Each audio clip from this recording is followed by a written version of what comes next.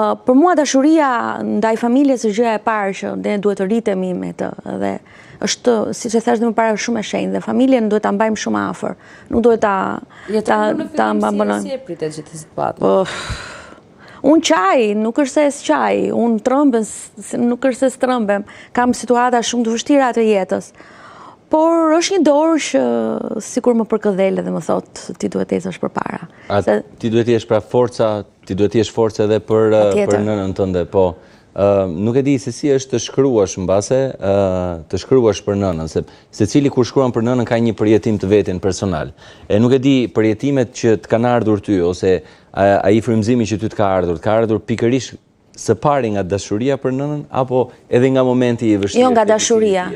Nga dashuria, do më thonë, unë nuk e quaj një vështirësi jetë, sepse çdo kush kalon një vështirësi, unë e quaj, fillimi është dashuria, është ajo që unë ndjej për të. E kam shumë të lidhur ndjenjën me të, jam shumë e lidhur, dhe transmetimi e energjia me njëra tjetrës është ajo që neve na bën të ecim përpara. Për mua. Të ngacmoj, Entela. Pastaj është në dorën tënde sa ti dëshiron edhe ta ndash. Ishte pa planifikuar për të ndarur te ky moment, po tash në këto momente na bën edhe njeriu që jemi. Ti që kur erdhe më thej që sigurisht e ke të ngulitur në mendje dhe e ke të konkretizuar arsyen sepse nëna jote është në këtë gjendje. Pra, që nuk flet, nuk komunikon, nuk ecën, ka ardhur vërtet si pasojë e vaksinës edhe le të themi vaksinës që është bërë gjatë periudhës së pandemisë. Po ta ngresi pyetjen me qenë se e kemi ndarë. Po, shiko, ajo pati në kohën e Covidit ishte një person që ishte shumë, si theme, tullatur, ishte si me thënë në botën e saj, nuk është se ne flitshim shumë. Kishte filluar pak e mbyllur, kishte filluar një memorie që t'ishte jo e humbur, por e cunguar. Kaluam shumë mirë në kohën që ishim të izoluar. Në 2021, kur u dolën këto vaksinat, i vlla, jo po bëja, unë s'isha shumë dakord. Dhe e para në maj, në muajin maj, ka qenë 2021, mirë, reagoi mirë trupi. Pati ato 2 ditë e para temperaturë dhe pastaj, sepse në gjendja është, dhe pastaj në mbaj mend mbasi muaj qershora, fillimi korrikut,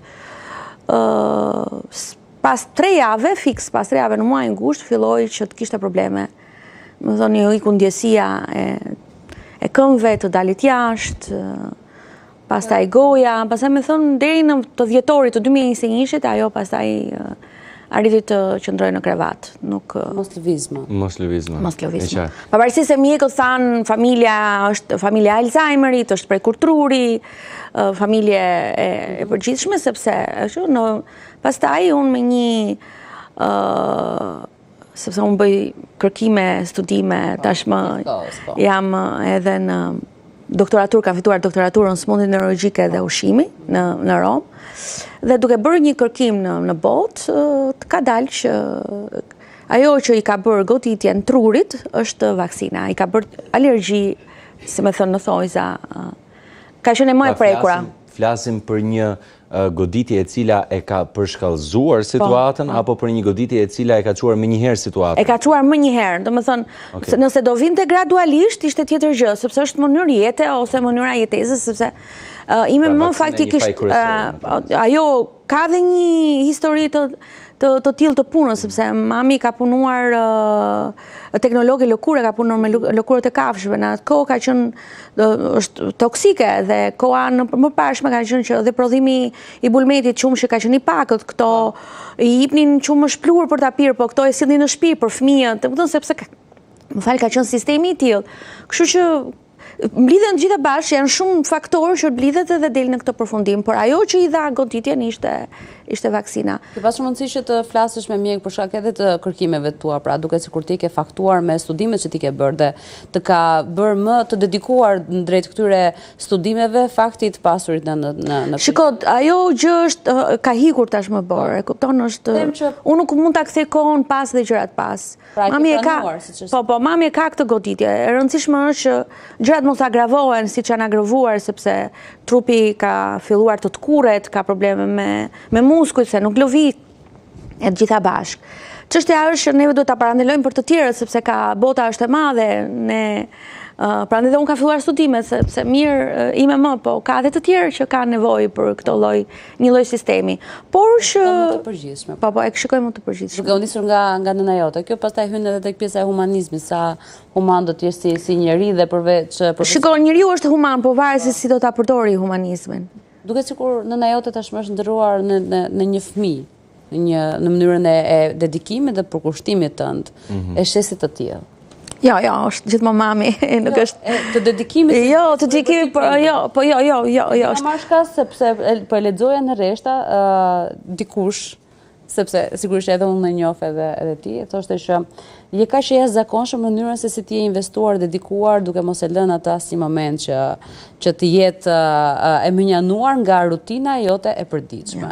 Dhe është kaq e bukur mënyra se si ti i përkushtohesh asaj duke mos e cunguar asnjë informacion. Pra, ti e bën me dije, jam në një intervistë sot, po botoj librin, po shkoj këtu, jep informacione gjithë kohës duke e bërë atë akoma më vitale për ta menduar jetën. Shiko, fundi të për çfarë jetojmë, për të kaluar momentet e bukura dhe jo të bukura me ata që duam. Se kjo është fundi i çdo gjëje. Mirësia që mund të kemi me njëri tjetrin edhe pozitiviteti. E qartë. Për të nxjerrë tani nga kjo situatë. Në këtë moment, kjo besoj duhet të jetë vetëm ta shikojmë edhe një herë regjia. Okej, kjo është një ndër fotot e tua me mamin. Edhe besoj duhet të ketë disa kohë që është bërë si foto, ka qenë si moment? Po, ka disa kohë. Ka disa kohë. Edhe duket një nga këto momentet e bukura, por që njihet shumë mirë. Po e bukur dhe kështu goditse kjo, se edhe një mikja ime, Dori, kur bëra provimin e librit, e ma kishte bërë foto të madhe, më bërë tretu, kështu që... Sikur ju identifikon, pra, edhe ti me marrëdhënie me mamin tënd. Dhe patjetër që të rikthehemi tek biseda që ne kishim planifikuar dhe ishte kaq rastësore gjitha kjo. Po që gjë e bukur është kur... Patjetër, pa diskutim, edhe je shembull, Entela, faleminderit. Si i ketë ndërtuar gjërat.